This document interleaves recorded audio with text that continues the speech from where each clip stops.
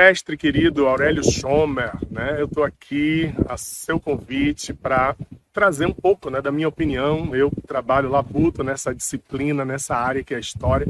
Trazer a minha opinião. Ele me pediu que falasse sobre a história do Brasil, sobre a historiografia do Brasil um pouco. Então eu queria dizer assim que eu sou um entusiasta da história do Brasil, né? Eu sou apaixonado pela história do Brasil e pelo que ela significa em termos de esclarecimento, de entendimento, de maturidade, de realização. Mas, por outro lado, meu querido Aurélio e os espectadores desse seu canal, eu tenho uma observação, assim, que eu não sei se vai agradar a todos, não.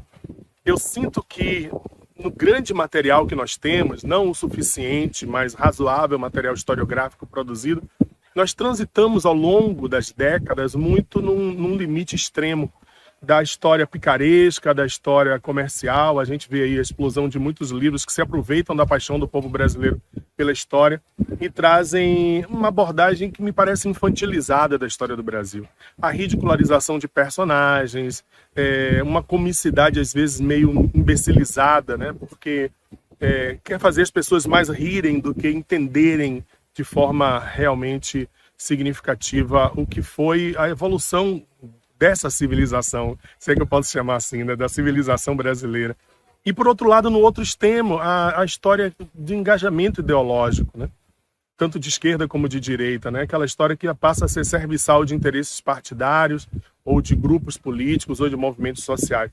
Nada contra a história crítica, muito pelo contrário, mas sinto que nós transitamos nesse meio e quem sai perdendo nesse processo é a história mesmo como ciência, né? O valor acadêmico da ciência, a necessidade da gente construir uma história que sim, crítica sempre uma história que seja justa na observação dos grandes atores sociais, dos grandes personagens, e que as biografias elas possam transitar um pouco mais sobre o significado que esses personagens tiveram, né, no tramo histórico e menos sobre curiosidades de alcova ou tramóias políticas, de bastidores, que parecem, às vezes, protagonizar muito mais o entendimento do que é a história. Então, eu estou aqui para clamar por uma historiografia mais rica, mais acadêmica, mais cientificamente pautada mesmo, nos métodos científicos da história. Escolha, claro, a corrente que você escolher.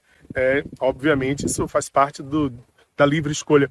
Mas uma história que sirva para os nossos jovens universitários sentarem, entenderem realmente os verdadeiros pródomos da formação da civilização brasileira. Meu querido mestre Aurélio, espero ter contribuído de alguma forma nesses grandes debates que você tem promovido. Muita paz, muita luz para todos vocês.